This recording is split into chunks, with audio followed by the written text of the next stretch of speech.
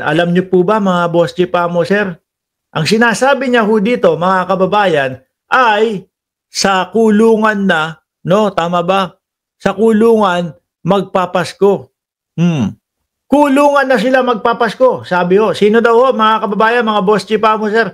Yung mga taga District 1 ng Bulacan. Ayan ho, no? Kasi dito sa ating channel, mga bossing, 8, 9, 10 ang topic natin. So kadalasan yung thumbnail sa taas, ibang topic, tapos yung pinaka title natin sa YouTube, ibang topic din ho yan. Ano sabi dito?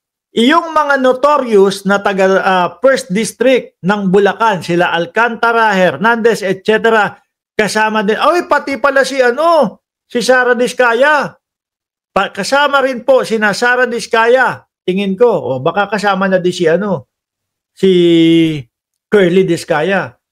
Tingin ko, linggo na lang ang binibilang dyan sa kulungan na sila magpapasko. Aray ko po!